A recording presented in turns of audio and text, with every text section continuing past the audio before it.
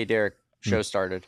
I'm taking the batteries out of the cactus light, and because I don't think we're going to need it anymore. What do you mean the show started? I told you I would give you the sign. I started the when show. The show started. Why did you start the show? I told you I would give you the sign, Damon. I thought you sent me. What don't you understand? What is so confusing about this? What is confusing about this?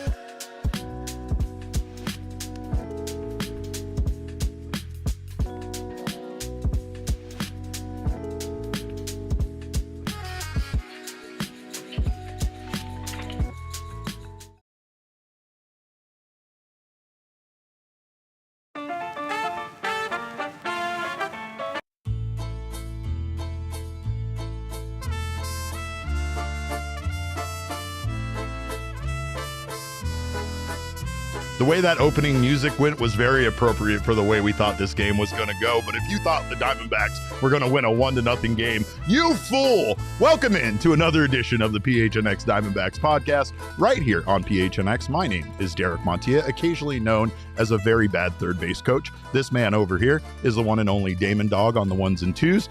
He's confused by my signs. I still don't how is this confusing?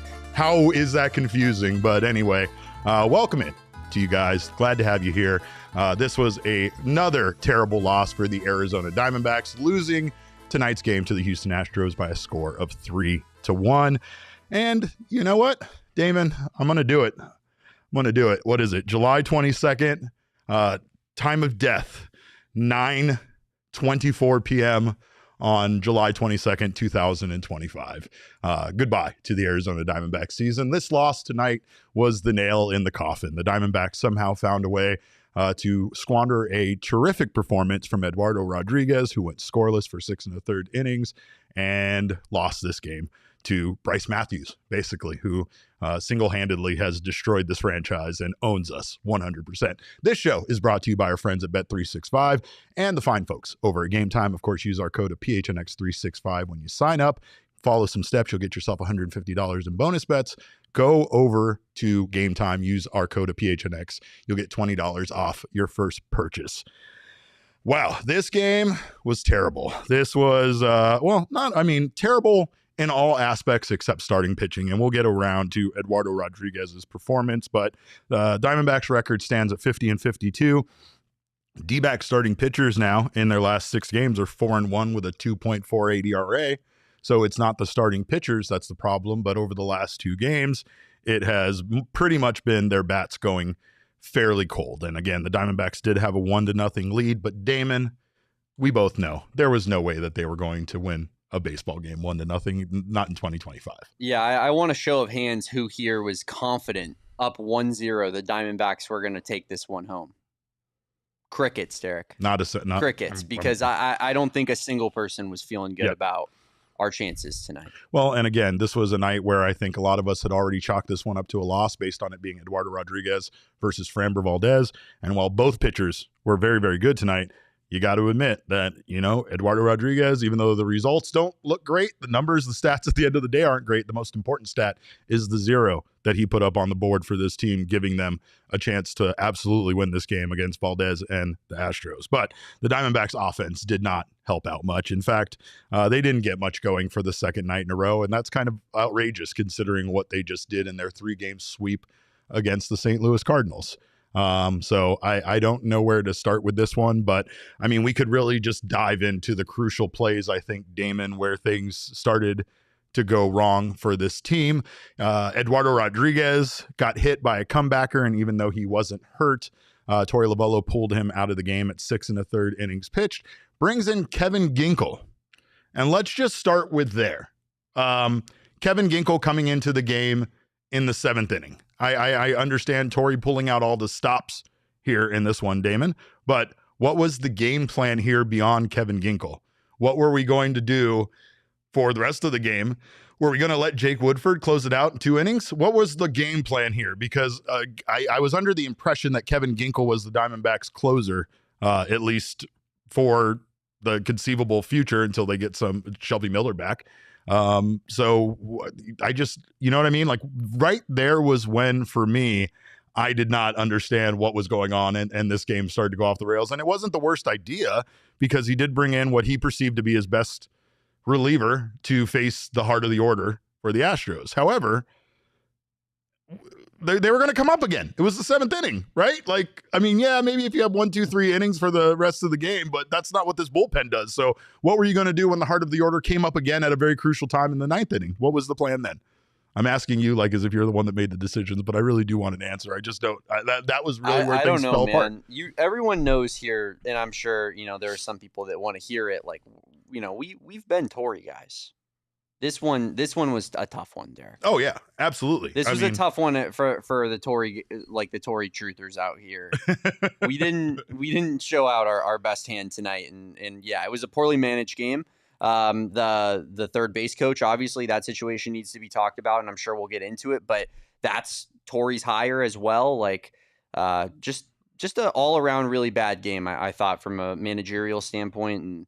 And Torey did win a challenge, and I think he maybe should have won another one. Right. There was that's pretty up in the air as well. But ultimately the Diamondbacks just shouldn't have been in a situation where they only gave up 1 run tonight, or where they only got 1 run tonight.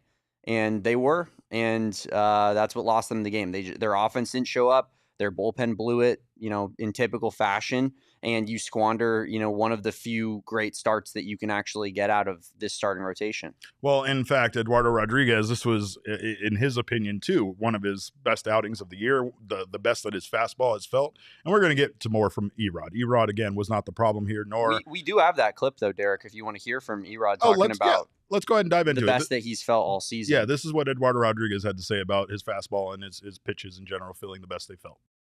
I mean, I feel really good. I feel like that was the best I feel with my fastball overall this year. And you guys see, I think it was like 94, 95. So that was the best I feel this year through the whole game.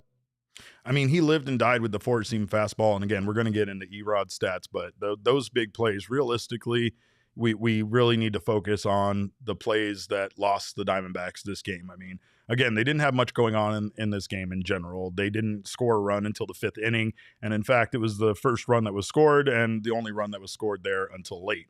And it started with Randal Grichuk, who had a fine day out there. Grichuk, as the Diamondbacks' secret X-Factor right-handed weapon, worked out for the team.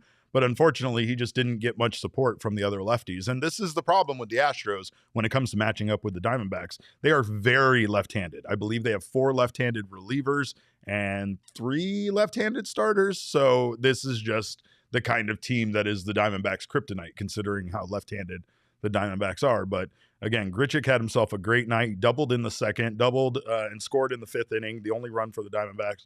And then he had a single to lead off the 7th. Can we get this man some more playing time?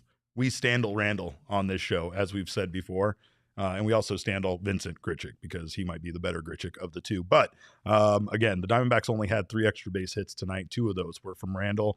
And again, the offense just kind of fell flat outside of that. But we do have, the kind of big, I guess, misplayed inning there where, again, the Diamondbacks had themselves an opportunity to score, did not advance runners. And not only did they not advance runners when it was Josh Naylor, and they finally got something cooking there in the 9th inning, and you had Josh Naylor singling to lead off the inning. You have James McCann finally get into the game. A lot of people wanted to see him pinch hit for Jose Herrera, but Torey did not do that for some inexplicable reason. And you know what? We have more from Torey right here. Torey discussed not pinch hitting for Jose Herrera. This is what Torey had to say. Pinch hitting for Jose? No, I like Jose's at bat. He's got a solid, good quality at bat, and I felt like that was a part of my game plan at that point in time in the game. I wanted to extend the lead. I was looking to really drive it up to a certain level. I felt like I was looking for a big inning, big crooked number there. And they didn't get it. They didn't get it then. They didn't get it at any point. But they did manage to load the bases because they did not send runners there when Geraldo Perdomo, our risk king, got a single in the 9th inning with Josh Naylor on second. Jake McCarthy came in to pinch hit or pinch run for James McCann. And it was one of the most egregious, probably coaching mistakes, I guess you want to say, indecisive situations that we've seen out of Sean Larkin all year. And I'll preface this very much like I've prefaced criticism of Torey Lovullo with, I like Sean Larkin a lot. Sean Larkin was somebody that Jesse and I have had a relationship with for a while prior to him getting hired over there as the third base coach. And again, it's somebody that I personally am very much rooting for, but unfortunately what we saw tonight was inexcusable. Literally holding up a hand while sending Josh Naylor, and you have Jake McCarthy having to fly back to second. You have Josh Naylor having to scramble. You basically would have needed a perfect throw in order to get McCarthy there at third base had they just let the runners run. I do think that some of this indecision is from the fact that they've had so many runners thrown out at home plate. I believe Eugenio Suarez still leads the league in outs in being thrown out at home plate with 4. So this is absolutely a terrible coaching decision. And I think that especially ironically playing the Houston Astros, it's now more than ever that we kind of look over there at what the Astros have going on and we miss that guy named Tony Perez-Chica. And man, let me tell you, when I saw him working with Christian Walker before the game, it broke my heart. It broke my heart. I went over, I said hello to both of them. I told Perez-Chica how much you guys still bring him up in the chat and how much Diamondbacks fans still love and appreciate him. And he said he had a lot of good years here and he has fond memories of this, of being here, but it's just sad that he's not any longer. And again, Christian Walker, we've discussed in the past, he has not had his finest season, but he has really turned around things lately, said he was feeling great. I think his health was a big reason for that, but he has done it. He has done the thing so far in this series. In fact, you know what, just for fun, let's do a little spying on our exes about a guy that we were just seeing right in front of our face. Let's spy on one Christian Walker. He was incredible so far in this series, 2 for 5 tonight, 4 for 9 against the Diamondbacks, and probably had what seemed like he was going to have just the home run in this game that just tore it open. He was gonna and he wanted it. He wanted it too, but definitely has had his little revenge series so far against the Diamondbacks. Another interesting comment made by Christian Walker yesterday to the media was that the Diamondbacks never made Walker a formal offer. And while I will say that, based on the way his season was going early, it looked like they actually did make a good move by not bringing Christian Walker back. I think it does suck for a lot of people to be fans of Walker and to hear that the Diamondbacks didn't apparently make a formal attempt at bringing him back. But who knows? Maybe that's because they knew that there was a good chance of re-signing him. But defensively, Corbin Carroll is a center fielder, y'all. He made himself some solid plays tonight, including 2 catches in the second inning alone that helped keep this game scoreless. He was later moved to right field when Alek Thomas came into the game defensively. But this was a game where the Diamondbacks needed to play a perfect game in order to win it with their offense stalling out the way they did. And again, I think tonight is less egregious than all the soft pop-ups that they had last night. This is for Framber Valdez, who is a very, very good pitcher. And again, the Diamondbacks had a good chance to beat him tonight, but unfortunately their bullpen squandered away a lead late. And the Diamondbacks, again, in this situation with not scoring when you had the bases loaded, really is the reason why we're sitting here and looking at the Diamondbacks losing this game. So unfortunate night and a lot of mistakes made late in a game that you couldn't really make any mistakes. Blaze Alexander, he had a sack ground out, scored Grichuk, but again, he had some throws over there from third base that, again, you'd like to see him get his defense a little better, but overall it does feel like Blaze Alexander is coming to his own. Also, playing third base, it might be a sign of things to come, with obviously Eugenio Suarez being one of the biggest trade deadline pieces that any team currently has and is looking to potentially move. So We're going to talk more, though, about the trade deadline and why that also makes me sad. But first, we got to talk about this game making me sad. Geraldo Perdomo, he was 3 for 4 tonight. He helped as much as he could. And again, Perdomo is never the problem. He always seems to have some of his best at-bats in those biggest moments. Gurriel was 1 for 3 with a walk, but really, offensively, the shining star of tonight's game was Randal Grichuk. But again, we have more in regards to this situation. I did want to get, we have Torey here kind of talking about that Sean Larkin situation and the confusing signs. This is what Torey had to say about that situation. Probably played out pretty similar. So, look, coaching third base is a very hard, challenging task.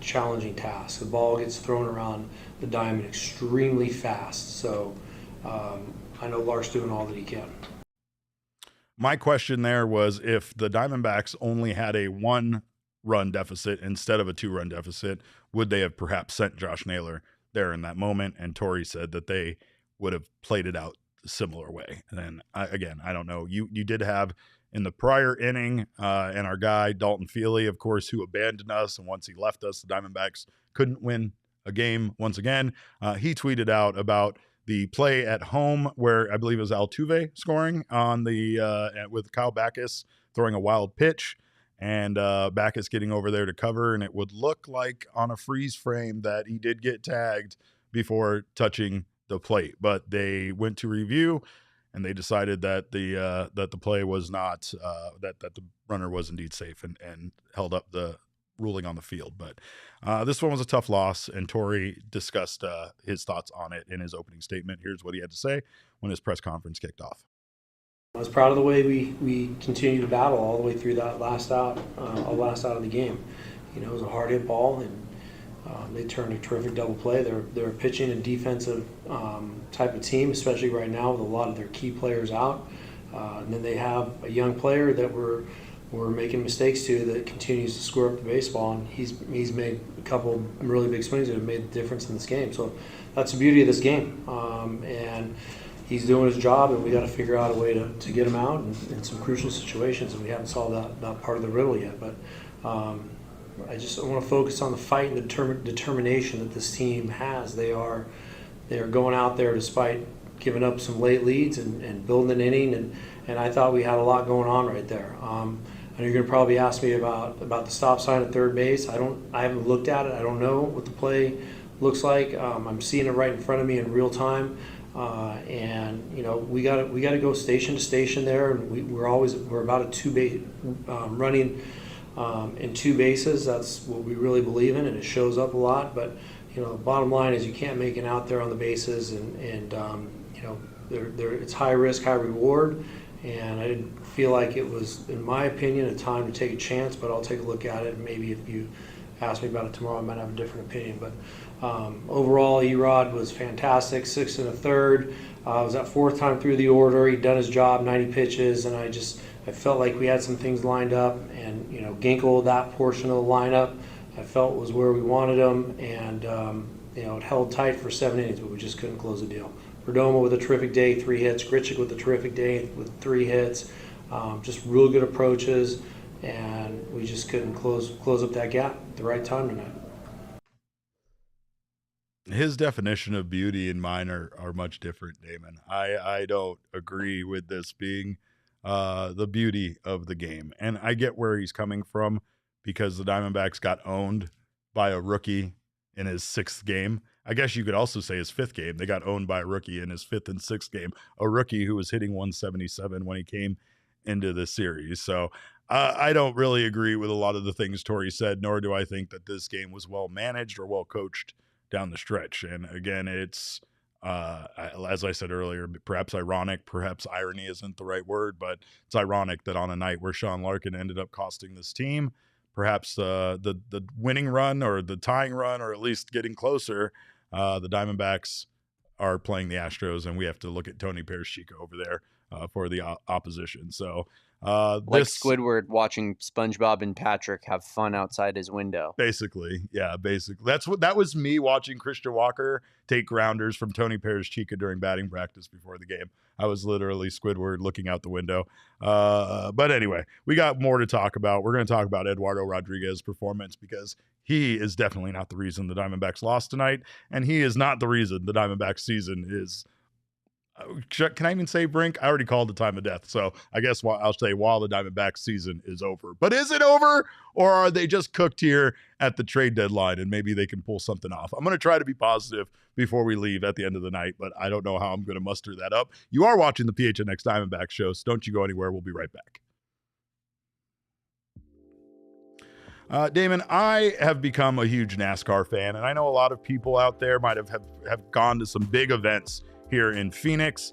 We've had all sorts of events, a Super Bowl, the Final Four championship, all sorts of great things. But I don't think there's anything that is as fun to experience if you have never done so as the NASCAR championship weekend at Phoenix Raceway. So make sure to check it out, because if you have not heard, this event is going to be moving. This is a staple of Phoenix here. The championship race has been here in the Valley for years, and now it is going to be leaving. So this is your last chance, at least for a little while, to check out the championship race right here. And if you have never checked out NASCAR, let me tell you, it's incredible. And right now, if you get down on some of the options available for tickets, the access is incredible at NASCAR.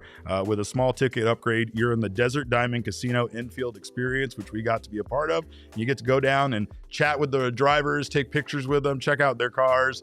It's an amazing experience that I don't think you get in any other sport. And after a grueling season that started in February, it all comes down to this: a weekend of pure adrenaline where legends are made. Don't miss your chance to witness NASCAR Championship Weekend in person, coming to Phoenix Raceway October 31st through November 2nd. Tickets for Sunday's Cup Series Championship race sell out every single year, so move fast to get yours before they're gone. And here's the kicker. Again, NASCAR's taking Championship Weekend on the road starting in 2026, so this is your last chance to catch it in Phoenix for a while. Tickets, hospitality, and upgrades are still available. Get yours now at phoenixraceway.com. And I have been singing the praises of Shady Rays for about 4 years now, and that is because I have been in love with my Shady Rays. Not only are they very good-looking sunglasses that are as high quality as premium brands that don't cost you nearly as much, but they have crystal clear optics with their polarized lenses. They also have their color rush lenses, which take that polarized experience to another level. But most importantly, Shady Rays is perfect for forgetful guys like me, because if I lose my Shady Rays, I leave them on a counter at some place, drop them at the beach, and never find them again. Shady Rays has my back with their lost and broken replacement plan. They'll get me out a new pair, no questions asked. And of course, they also have your back when you purchase online. If you don't love your Shady Rays, you can exchange them for free or get your money back within 30 days. Again, Shady Rays is eyewear that has your back. We've teamed up with Shady Rays to bring you an exclusive offer. Head to shadyrays.com and use code PHNX for 35% off polarized sunglasses. Try for yourself. The shades rated 5 stars by over 300,000 people. Well, Erod, again, was probably the guy that we owe an apology to after the comments we made when we showed the probable pitchers on Monday's episode, because he got the job done tonight. And again, even though his line does not look sexy, Erod was the performance, the scoreless, the 0 runs he put up. That's very sexy. Like I said earlier, he lived and died with the 4-seam fastball tonight. He threw it 50% of his outing. And I love the fact, look at this. This is beautiful. Not only is his spray chart I love how much on the edge he lived and how many of those calls he got. I also love that he wasn't reluctant to go back to those spots, especially here when you see on the inside here to right-handed batters, what he was able to do. I mean, it was just a great night. And again, it was all his 4-seam fastball. 50% of his pitches thrown tonight were his 4-seam. He threw the cutter 18%, changeup 17%, and then the sinker, curveball a couple of times, slider he threw it once. But that fastball was the reason why he was so successful tonight. He just had great command over it. And he was able to give the Diamondbacks 6 1/3 strong innings tonight. He gave up 6 hits, 0 earned runs. He walked 3 and struck out 3. And Erod did also take that comebacker. There's a strikeout meter. We throw that up there. I don't know if it, again, the water the resources it takes to power that thing up, it's probably reckless for us to turn it on for 3, but I'm going to do it anyway. Erod did take a ball off of his leg, but did not want to leave the game, as many of you saw in the broadcast. He basically tried to shoo Torey away, and that did not happen. But this is what Erod had to say about that comeback. I don't know. It was my last batter. That's why I was waving them to stay on the dugout. You know, I was like a little agenda hit me on the leg a little bit, but wasn't hitting me that hard. So that's why I started changing down away and came to me. I tried to get away from it because I know Marte was right behind me. And that's why I got so mad, because I know it was a ground ball to the second baseman to get that guy out. Your leg's all good, though? Yeah. Did you have any kind of words with Torey kind of when he came out there? Like, did you, about wanting to stay in? No, I mean, you know, like I always, you guys know my radar, I always wanted to stay inside. I always want to stay in there, you know, but I respect the decision every time he take it, and that's what happened today. Well, he, again, did a great job for this team, and maybe, just maybe, Torey should have left him in a little longer with the way that things played out. I still don't quite understand. I mean, I know why Kevin Ginkel came into the game when he did. I just still don't understand what the thought process was in regards to a game plan beyond that, right? And again, you can't really be planning on, I mean, just for the inning and then trying to figure it out as the game goes on. I don't know who was going to close this game. I don't know what Kyle Backus's role was eventually going to be. There's a lot of things that I'm not sure how this was going to play out. But Erod, again, great night for him. 6 1/3 innings pitched, 6 hits, 0 earned runs, 3 walks, 3 strikeouts. But this one, it's frustrating. It's frustrating to see this game get away from him. In fact, Erod's been pretty good since returning from, you know, that brief injury stint that he had. He also said that this time off during the All-Star break helped him feel good. It's the reason why he was hitting, you know, I believe he was up to 95 miles per hour on his fastball today, and that would have been the fastest that he's hit all season long, if I'm not mistaken. Yeah, he was hitting 95.9. 95.9. He averaged 93.2, and this year he has averaged 91.9. So he had a little extra giddy up on his fastball. But Erod did discuss the frustration with losing a game like this, especially after he pitched as well as he did against Framber Valdez. I mean, all what happened, you know, nobody want to go out there and give runs, you know, the stuff like that's all what happened. Maybe in a lot of games that I ended want to give a lot of runs, and then they come to the bullpen and settle it down, and we end up winning the game. So stuff like always happened, you know. So. Yeah, I mean, again, he went on to say that, you know, this happens, right? Like you have games where you go down and the bullpen picks you up and your team wins. You have games where, you know, again, you know, in a close game, a 1-run game like this, that, you know, that it could go sideways on you once the bullpen comes in. But the Diamondbacks bullpen has been pretty damn good. And I can't believe I just said that. I can't believe those words came out of my mouth. But entering play tonight, the Diamondbacks relievers in their last 14 games, dating back to July 4th, had the 5th best ERA in Major League Baseball with a 2.30 ERA. I will say that again. In their last 14 games, dating back to July 4th, Independence Day, the Diamondbacks bullpen was 5th in the majors with a 2.30 ERA. Well, that's over after tonight. And Kevin Ginkel, of course, came in and did his job. There's no question about that. It's not really worth bringing up Ginkel other than, of course, because on U of A night with Noah Fafita there, who I got to meet, and Damon was very jealous of that. I got to see him throw out the first pitch. Of course, Kevin Ginkel wasn't going to let us down. He couldn't. It's impossible to let him down on U of A night. But goddamn Brice Matthews, Damon. Goddamn Brice Matthews. The rookie did it again to the Diamondbacks, second night in a row. After hitting 2 home runs last night and leading the Astros to victory, Matthews hits the game-winning 2-run home run off of Jake Woodford in the 8th to give the Astros a 1-run lead. This is just his 6th game, and he is now just hitting .211. So there's that. Woodford, again, whatever. I don't know. I mean, Jake Woodford is a guy that I don't expect a lot out of, but putting him into high leverage situations is unfortunately part of this situation the Diamondbacks are in with their bullpen. And they did. And he gave him an inning and 2/3. He allowed 4 hits, gave up 2 earned runs with that home run. He walked 1 and struck out 1. And again, Kyle Backus, he came in, he gave him a 1/3 of an inning. Struck out one, but he had the one wild pitch, which made the game 3-1. And I don't know why, but it felt like that extra run was the part that the Diamondbacks weren't going to be able to overcome.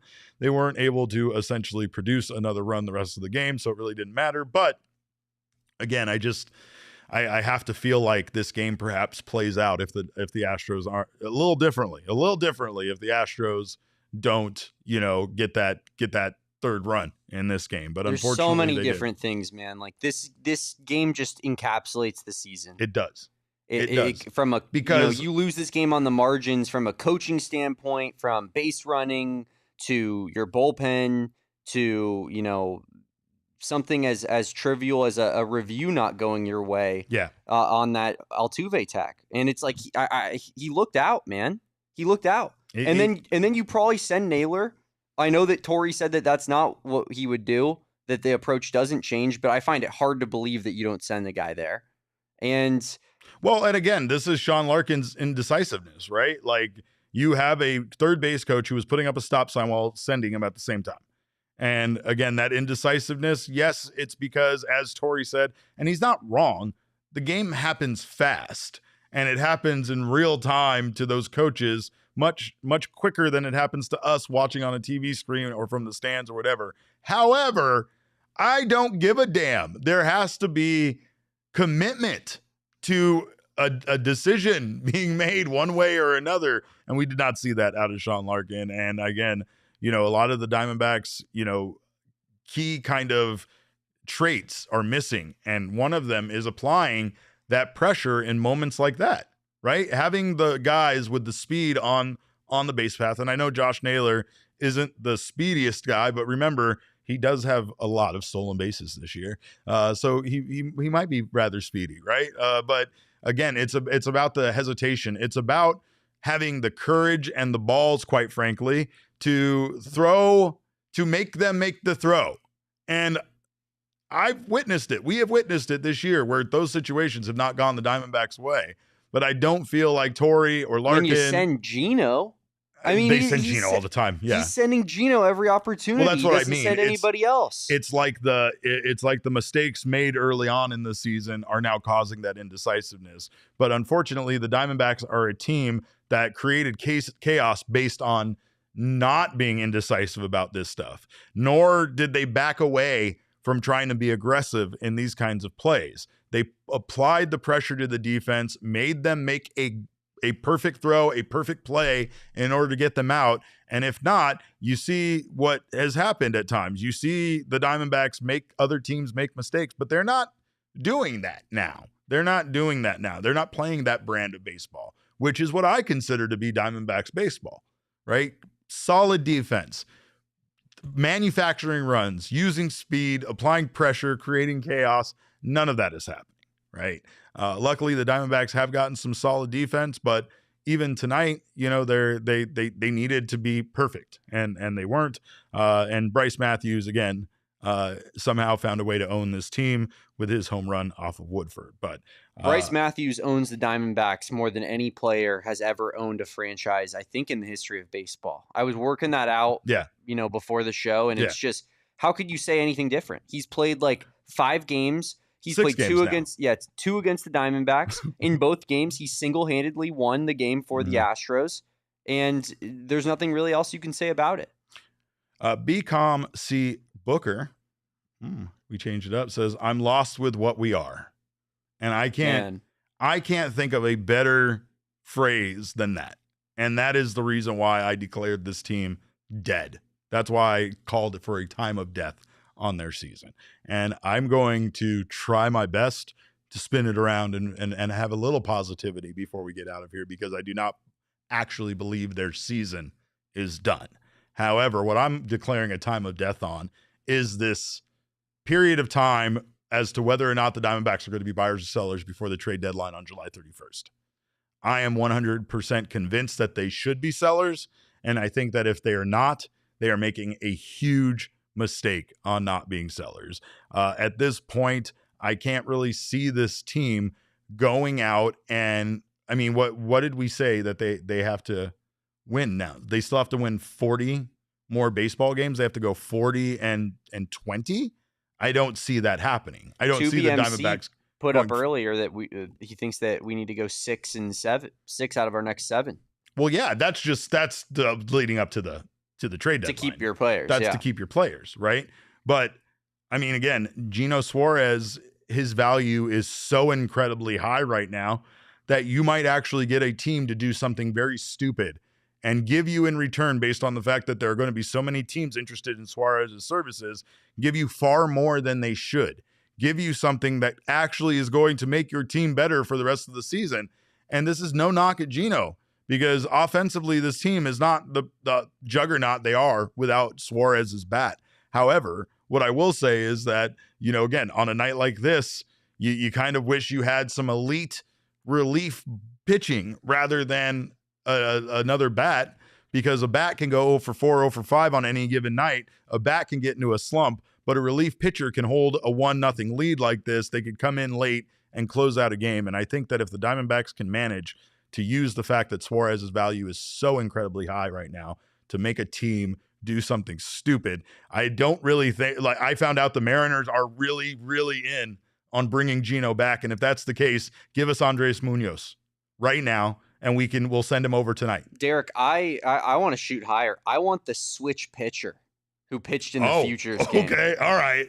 Yeah, no, that's Durangelo. I'm down. Welcome to Arizona, brother. I'm down. But again, I do think that what a lot of people are hypothesizing is that this team could very much be a buyer and a seller at the trade deadline. Whatever, I don't care. At this point, I have a hard time believing that even if they do fortify their roster and bring in some help for their bullpen and figure out a way to move at least 2 of these players, that they could be a better team. But I have a hard time believing that they can go 40-20 the rest of the way. And again, the metaphor I made to Damon earlier was probably a little callous. I probably shouldn't even say it on the show. But the problem with this time leading into the trade deadline is this has been like having, and I'm sorry if this is dark, but it's like having a relative on hospice, right?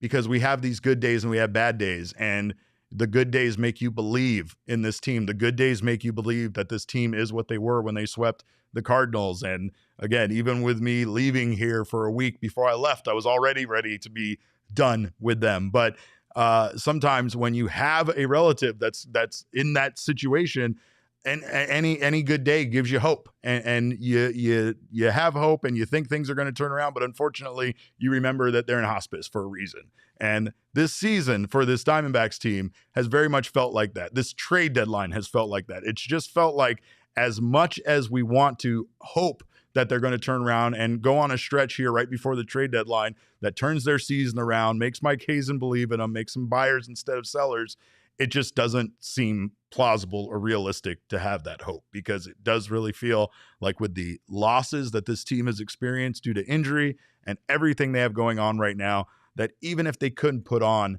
a run here, it's still not an indication that this team is a contender or even going to make the playoffs, with how daunting that task is to get to the playoffs from this point going forward.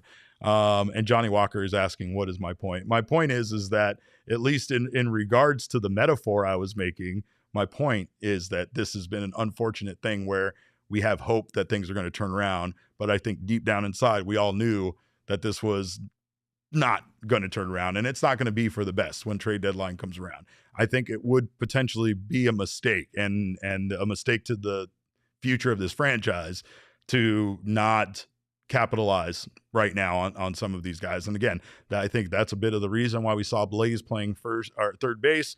I saw James McCann taking grounders out at first before the game. And I really do think, like, at least as far as as I'm concerned, the position players, Josh Naylor and Gino, are the most likely candidates to be traded by this team, because the Diamondbacks have assets right now that they don't have to get back that can play those positions. I still don't know what they do if they go for starting pitching and trade Merrill Kelly and trade Zach Gallen. But the belief here, at least in the press box tonight, was that all 4 of these guys are most likely going to be traded. And it's probably the reason why, or probably for the best. It's probably for the best. But I don't think we gave out King Snake. And of course, there's nobody on this team deserves it at all except Eduardo Rodriguez. Well, maybe Grichuk, because we stand Randall, but Erod was terrific tonight. 6 1/3 innings pitched again, 6 hits allowed, 0 earned runs, 3K. So yeah, that was our King Snake, and he didn't get much help, though he did leave the game with a lead, and the Diamondbacks very much needed that out of him in order for them to even compete in this game. But we're going to take a look at the numbers. Derek, real quick, I did want to go back to your hospice, analogy here for a second. I think in Johnny Walker in this analogy is your family member who's just in complete and utter denial. Just complete denial. I get it. I've gone through it. I've been that family member. I have. I've been the family member that said, this is not I was just in there talking to him. We were laughing, having a good time. We had a cup of coffee this morning together. You know what I mean? Yeah, he just swept the. He just swept the Cardinals. He got out of bed and he swept the Cardinals. He's doing great. He's fine. Stop acting like this. I don't know he doesn't even need to be in hospice. Let's move him back. Bet a shot. Are we buyers? That's what Johnny Walker is asking. $5. Well, hey, let me tell you, I will say we are not buyers. But what I will say is that, again, the Diamondbacks don't need to be desperate either, right? Like, they don't have to move these guys. And they have, at least for each player, 3-4 teams that are rumored to be in. New York Yankees seem to be in on everybody that we have available, because they just are desperate and they want to bring in whatever they can bring in. But hearing the Seattle Mariners are in on a few of our guys, that makes me interested. That's intriguing, because we can totally fleece Jerry Dipoto. We can, and that's an exciting prospect for me. But again, I do think that an important factor here is that the Diamondbacks need to not get back prospects. They need to get back major league pieces, especially if the plan is to trade Anthony DeSclafani, or excuse me, Zach Gallen and Merrill Kelly. Anthony DeSclafani was on my brain because he's going to start baseball games for us if you trade those guys. So it's just something that I want you to think about before you do. Also, the Diamondbacks only need they have like 10 starts that they need to fill, I believe, if they do trade Merrill Kelly and Zach Gallen. So it's not the end of the world if you only have someone going out there that isn't the best option, especially if you've already kind of waved the white flag on the season.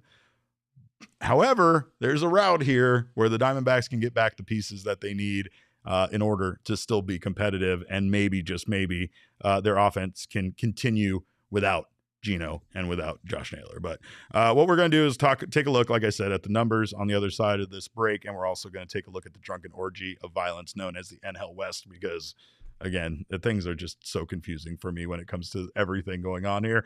And as much as I declared them a time of death, other teams aren't winning either. So we'll talk about all that on the other side of this break. Don't you go anywhere. You're watching the PHNX Diamondbacks show. Well, whatever the moment, it's never ordinary at Bet365, much like it is never ordinary watching an Arizona Diamondbacks game. But Bet365 can help make Diamondbacks games more fun. They can help you hedge your bets emotionally, so at least if the team doesn't win, you win. Like I said, just because your team loses doesn't mean you need to lose. Go over to Bet365 and check out the wide variety of games that they have available and markets available for live in-game betting across 78 different sports. And you can also get down on the MLB early payout offer, where you're a winner if your team goes up ahead by 5 runs with an instant payout on straight bets and parlay selections, which will be marked as winners. Download the app and use code PHNX365. When you sign up, new customers can get $150 in bonus bets when you bet $5, win or lose. All you got to do is sign up, use the code PHNX365, deposit $10 and place a bet of $5 or more to receive $150 in bonus bets if your bet wins or loses. Bonus bets can be used on the spread, totals, players, props, futures, and more. Whatever the moment, it is never ordinary over at Bet365. Must be 21 or over and physically located in Arizona. If you or someone you know has a gambling problem and wants help, call 1-800-NEXT-STEP, text NEXT STEP to 53342, or visit problemgambling.az.gov. And of course, shout out to Desert Financial Credit Union. They always keep our numbers straight. They got me started on my home ownership journey, and hopefully they can get you started on whatever financial goals you have in life. If you're an Arizona sports fan, there's no better place to do your banking than Desert Financial. It's the only place you can show your team spirit every time you make a purchase with exclusive debit cards, including the Arizona Cardinals, Arizona State University, and Northern Arizona University teams. For more than 84 years, Desert Financial has been Arizona's largest, most trusted local credit union, dedicated to creating exceptional experiences by giving back to the community, providing financial solutions that help make your lives better. When you open a free checking account online right now, you can get $200 in bonuses. Get started by visiting desertfinancial.com/200 today. And as always, we love our friends at Desert Financial, not only for giving us free $200 for opening up a checking account, but for getting our numbers straight here with our by the numbers from tonight's game. Diamondbacks lose this one by a score of 3-1. Both teams had 10 hits. The Houston Astros, crazy enough, 0 for 9 with runners in scoring position. Meanwhile, the Diamondbacks were 2 for 12, and they still only scored 1 run. The Astros had just the 1 extra base hit. That was the home run by Brice Matthews. Diamondbacks had 3 extra base hits. 2 of those were doubles by Randall Grichuk. The other one, I believe, was a Corbin Carroll double. And then we have the expected batting average, which is basically a push. 251 for the Astros, 247 for the Diamondbacks. No point to the expected stats, but this game, again, a very close game, a game where both teams were well matched. I mean, again, a great pitching duel here by Valdez and Eduardo Rodriguez, and the exact kind of thing that you want to see out of Erod, especially considering that if you compare Erod's numbers in his career as an Arizona Diamondback to Madison Bumgarner's numbers as an Arizona Diamond. I didn't want to bring this up on this show. I didn't even want to show this disgusting graphic.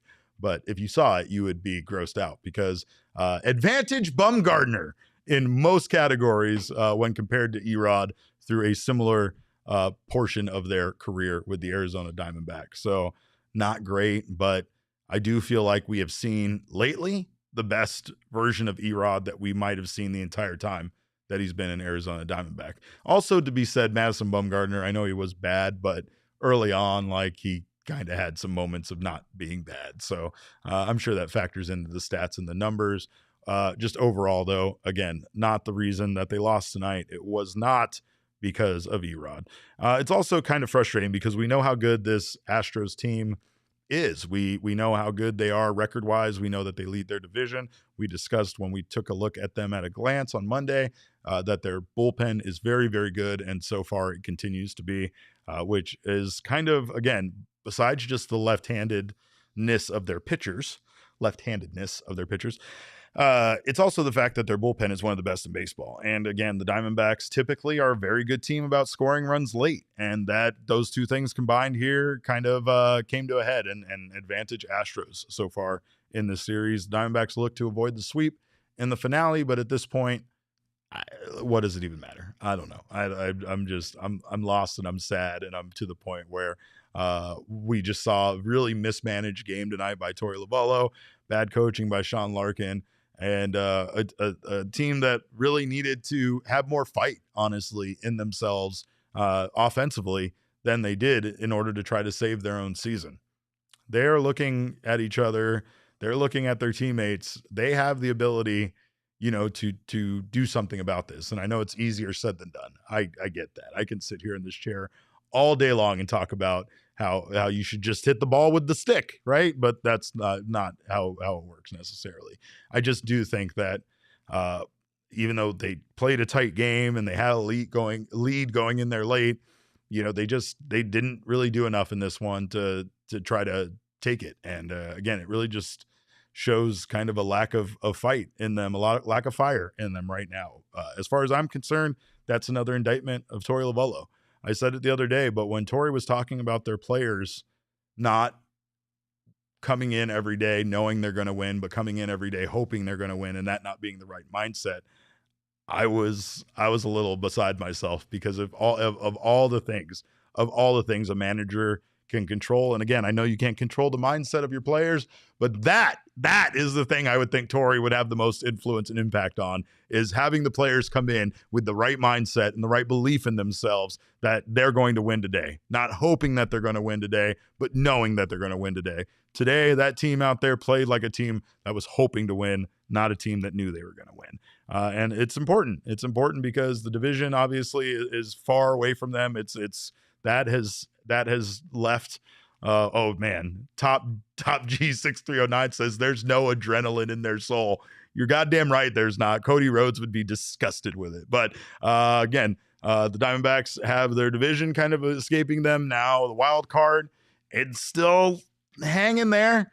I mean, again, the lot of teams in front of them lost tonight, but the Diamondbacks really needed to win in order to make some movement, and they did not. But let's take a look again at the NL West, the drunken orgy of violence that the Diamondbacks are involved in.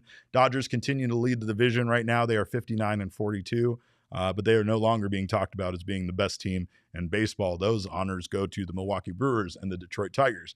But the Dodgers do lead the NL West division. Padres currently 4 back in the division, and they are the only team with a wild card spot in the NL West. They are 55-46. Meanwhile, the Giants, they won tonight. They are 53-49. They have a 6.5 game deficit in the division. They are 2.5 back for the wild card. Now the Dbacks sit here at 50-52. Once again, not double digits yet. They're at 9.5 back in the division, but they are 5.5 back in the wild card. And now that we're here, now that we're at 5.5, it's just hard to imagine them climbing over the number of teams that they need to climb over. And again, tonight was the opportunity. The Reds lost. The St. Louis Cardinals lost to the Rockies, right? The Cardinals lost to the Rockies. We've ruined the Cardinals. Maybe they were ruined before they came into Arizona. I don't know. But the Diamondbacks really had a chance to just make up that ground, potentially, win this series against the Astros and leapfrog not one but 2 teams and make it so that they're really just behind the Giants and pretty much the Giants, right? I think the Giants and that's it. Is there another team I'm forgetting? Well, Padres would still have a spot. I'm talking about outside looking in. It would be the Giants and the Dbacks, right? You got between them, you have the Reds, the Giants, the Reds, and the Cardinals. Am I right about that? Yeah, looking at the NL wildcard standings right now, if the Diamondbacks had won tonight, they still would be behind the Cardinals and Reds, but they'd be a game back behind those 2 teams, and within striking distance as well of the Giants, just a mere 2 games ahead of them at that point. So yeah, they'd be pretty close to being the league leaders right outside the wild card, which obviously would be a big push here before trade deadline.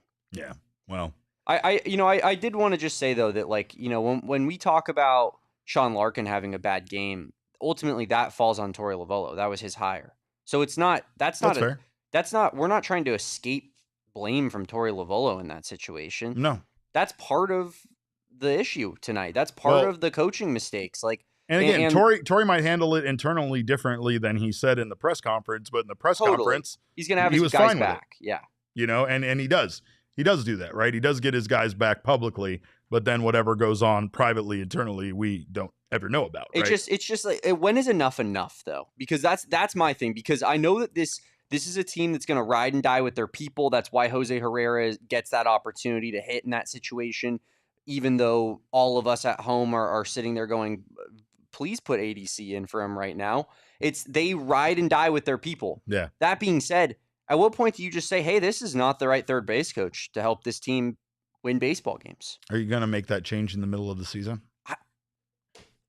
Would you rather he just keeps losing you games? Well, one thing that sticks with me is when Mike Hazen says it's difficult. It's difficult once the season starts going to get that higher versus doing it in the beginning of the season, even a few days before the start of the season, because people are willing to shift and make that change. Whereas now maybe someone's not willing to shift, even if it's a great opportunity for their career. They might want to wait until the end of the season themselves before they leave whatever team, just so that they can give proper notice and not kind of be a jerk that's just abandoning their situation for another situation. I mean, right? I'm not connected within the coaching circles. I just can't help but think that there's not a third base coach out there who can help this team more than what Sean Larkin is doing right now. And I think you can't keep just living and dying in the same way. And by that, I mean dying in the same way. Yeah. And we're seeing them bring in more, I guess, I don't know how to explain it, but like O-Dog was there today and Miggy Montero is there.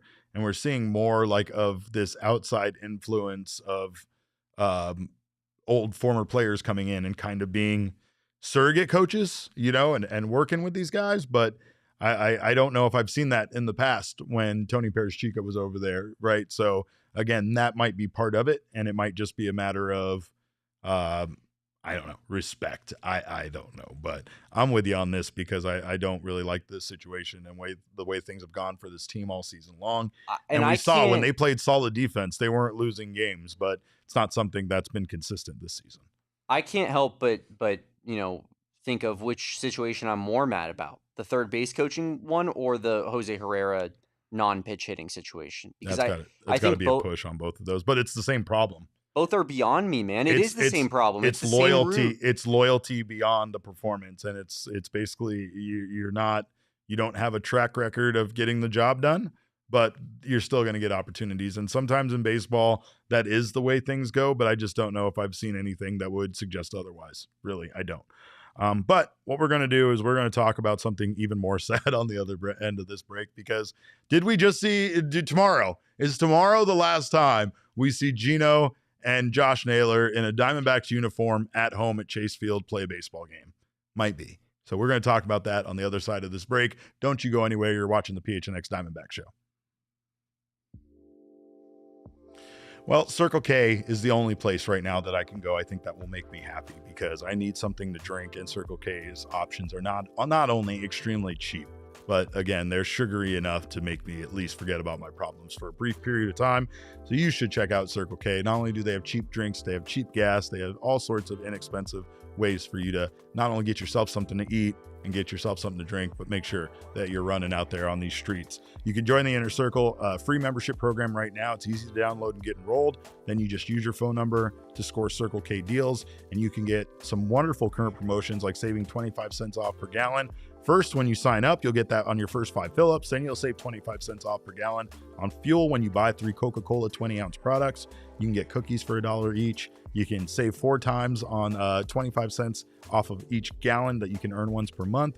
They got 79-cent Polar Pops, 99-cent Frosters, and so much more. So download the Circle K app today. Join the Inner Circle for free by downloading the Circle K app. Terms and conditions apply at participating locations. Visit circlek.com for details. And also extend your outdoor living space. Get yourself something to drink from Circle K, then go home and enjoy being outdoors. Let our friends at All Pro Shade Concepts help you extend your outdoor living space with a motorized awning or some roll down patio shades that can help keep your patio up to 20 degrees cooler and block out 95% of those harmful UV rays. They can replace and fix most older outdated patio shades and motorized awnings, and they are the most trusted local shade company, voted #1 by Ranking Arizona for patio shades in 2024. They've been in business for 20 years right here in the Valley. They started making those shades by hand, and now they do it by a much more complicated process, but of course it's the same quality that they've always had. They're licensed, bonded, and insured, so give them a call at 623-204-1476 or visit allproshadeconcepts.com now to schedule your free estimate. Oh, and yes, there's a lot of talk about guys in the chat. Ernesto says, whispers quietly, says, I'm not going to miss Naylor that much. Well, I understand. There's a weird sentiment that Josh Naylor has not enjoyed his time here. I don't really think that's the case. Being around Josh Naylor and his wide array of hockey jerseys, I think I figured it out. And it's really the fact that we took a Canadian and made him go play somewhere against his will because he wasn't involved. He didn't have a say in this. He was traded to Arizona. And then you made him go to a city to play baseball where there's no hockey team. And again, I think that it was on us. It was wrong for us to expect Josh Naylor to play in a city with no hockey team and be happy about it and have his soul filled up. He's Canadian. He needs to be as close to hockey as possible. But tomorrow could very well be the last time we see Josh Naylor play for the Arizona Diamondbacks at home in a Dbacks jersey. It also could be the last time that we see Eugenio Suarez. And I know that this is sad times. I know this might be darker than my hospice analogy earlier, but are we really ready for this? Are we ready for this? The reason why I ask that is because I implore you as fans that are going to be there, I implore you, if you are not going to be there, to change your mind and come out and watch tomorrow's baseball game. It's a Wednesday game. It's a day game. It's against the Houston Astros. You know Chase Field is going to be empty. You know you're going to be able to get tickets on Game Time for like $5. But more importantly, you need to come out And you need to give these guys at least if you feel the way Ernesto does, I can understand it, but I would at least implore you to come out and cheer on Geno Suarez and give him some standing ovations for what he's done as a member of this team. I mean, again, Geno not only brought the good vibes only mantra over here and really has been just one of the best guys to be around in the clubhouse, but he's been an incredible player in his entire tenure as an Arizona Diamondback, and it could be coming to an end here very shortly with tomorrow's game being his final home game. So, again, there's been lots of talk about, again, the standing O we did for Ketel, standing O for players that are struggling, but I really think that people need to come out and give Geno a standing ovation tomorrow for sure. We got some super chats, and let's take a look at those before we get out of here. Damon, what do we got? We got BCom C. Booker. What do we got from him? Who are these relievers? I'm exhausted. No booty. He's right. They do lack booty. There was a definite lack of booty coming out of that bullpen for sure. Then goes on to say God is punishing us for not being humble. Maybe he's right. We have. I don't like that, though. Yeah, I know, but we haven't been very humble at times. But thank you for your super. But isn't sports about celebrating the big moments? It's I don't want to be humble when I sweep the Dodgers in the first round. I want to tell them how much they stink. Yeah, you're right. I do too. Caesar in the super chat. Thank you for your super chat. He says, in my opinion, it's over. Even if we buy, we're not winning the chip. Geno equals KD. Sell now and demand a KD to Suns Hall for Geno. Anything less would be unacceptable. I'm with you on that one, Caesar. Or Cesar. And our guy, Johnny Walker, we love you, Johnny. He says, I agree things are not great, but I will keep rooting. 2019, 2021 Braves, 2023 D-backs. And that's where, and I think that, we can find common ground on that. Because as much as I was going after my guy, Johnny Walker, and, we've been kind of having a back and forth, I'm also rooting for this team. I'll never stop rooting for this team. I'm not rooting against them. I'm not waving the white flag or one of these, freaks in here who wants to lose so that their Torey opinions can be right. I want to win. Yeah. I just want to be smart about what the best for this future of this franchise is going to be. And I think really at the end of the day, what it comes down to is that these trades are necessary in order for the Diamondbacks to be better. I don't think that the trade deadline for the Diamondbacks are what you commonly see from a baseball team. I don't think that the Diamondbacks can go out there and just trade away for a bunch of prospects. I do think that they're going to have to get some major pieces back, including major league ready players that can pitch for this team or play, a position. Right now, I do think that their depth is very shallow as far as position players are concerned. But if you trade away Geno and Josh Naylor tomorrow, the Diamondbacks have guys that are capable of playing those positions in their system. I don't have that same feeling about starting pitching. So I feel like, again, if you do move all four of these guys, starting pitching needs to come back from somewhere. Relief pitching needs to come back from somewhere. There needs to be pieces that make this team competitive still, not only this year, but the first half and the majority of next year with the pieces that we're missing with Corbin Burns, Justin Martinez, AJ Puck all out. We need those guys back. But again, we need something in the meantime. We also need replacements during this offseason or at some point for both Merrill Kelly and Zach Gallen, should they move those guys. So again, there's a lot of pieces that need to be a part of these deals, but I do think that the Diamondbacks can come out on the right side of it. And again, quite frankly, Zach Gallen wasn't very good in game one of this series. And I think Zach Gallen is one of those guys that I don't give up hope on Zach Gallen. I still think he's going to be a great pitcher in Major League Baseball, but right now the Diamondbacks could potentially get better with a guy that's not considered to be of the pedigree of one Zach Gallen. So I just think they need to be savvy here. And I think if there's a GM I believe in to do that, it's Mike Hazen. So go out there, fleece Jerry DiPoto, get us Andre Munoz from the Seattle Mariners, and then let's roll, baby. Let's do what the Tigers did last year. Then next thing you know, we're one of the best teams in baseball next year. I don't know. Sound crazy? Probably, but I still think that there's a lot that they can do.